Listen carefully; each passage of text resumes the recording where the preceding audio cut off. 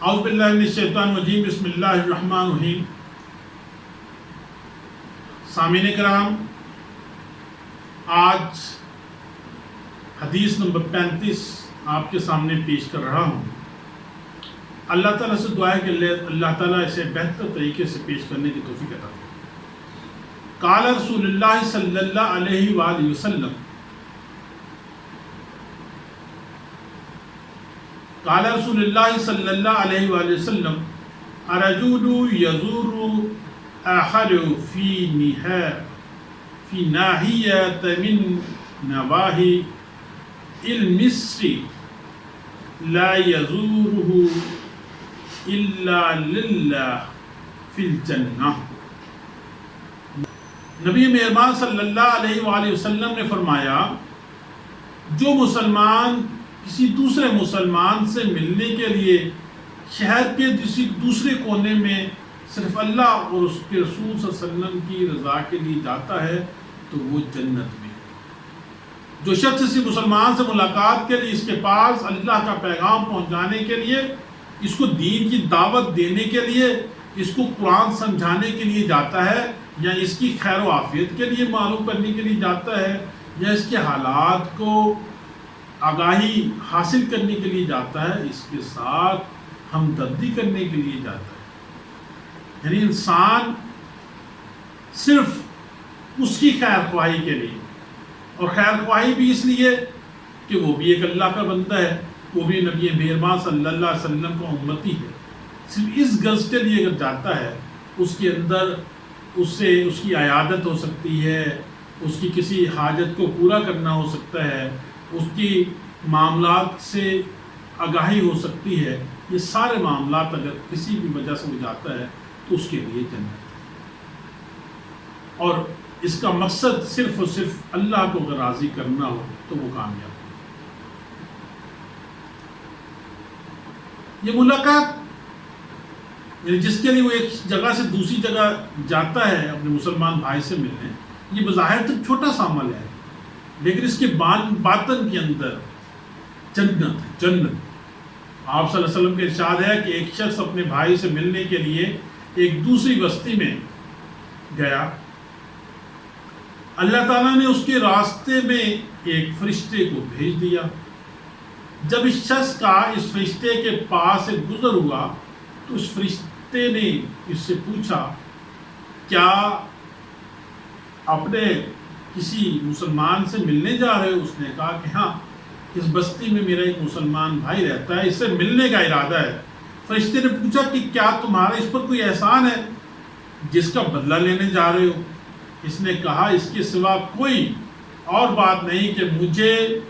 اس سے صرف اللہ تعالیٰ کے لیے محبت ہے۔ یعنی اللہ کو یاد کرنے، ایک دوسرے کو آخرت کی یاد دلانے کے لیے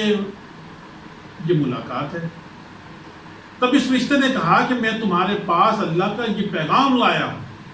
یعنی فرشتہ کہتا ہے کہ میں اللہ کا پیغام لایا ہوں، جس طرح تم اس شخص سے میں اللہ کے لیے محبت کرتے ہو، اللہ تعالیٰ بھی تم سے اسی طرح محبت کرتا ہے۔ آپ صلی اللہ علیہ وآلہ وسلم کا ارشاد ہے کہ جب مسلمان اپنے مسلم بھائی سے ملاقات کے لیے نکلتا ہے تو 70 خزاں اور فرشتے اس کے ساتھ چلتے ہیں، اس کے لیے رحمت کی دعا کرتے ہیں اور کہتے ہیں کہ یا اللہ، جس طرح سے یہ تیری خاطر اس سے ملنے جا رہا ہے تو بھی اس کو اپنے ساتھ ملا لے، تو بھی اس سے راضی ہو جا، تو بھی اس سے محبت کرنے والا بن۔ آپ صلی اللہ علیہ وسلم کا ارشاد ہے کہ میری خاطر محبت کرنے والوں، میری خاطر محفل سجانے والوں، میری خاطر ایک دوسرے سے ملنے والوں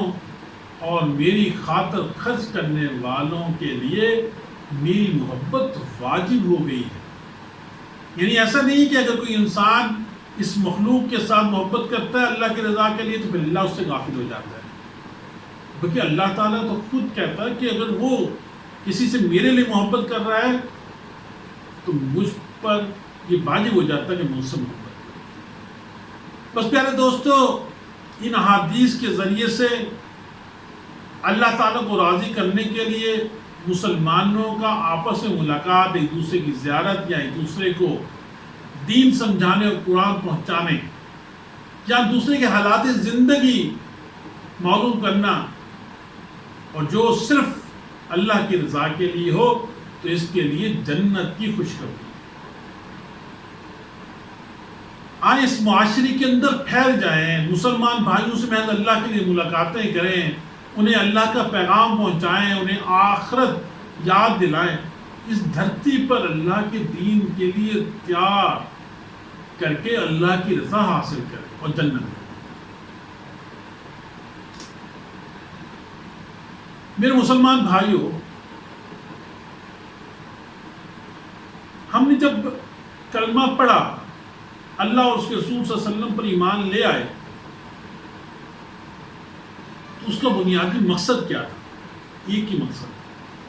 کہ اس چھوٹی سی زندگی کے بعد آنے والی ایک بڑی اور ابدی زندگی،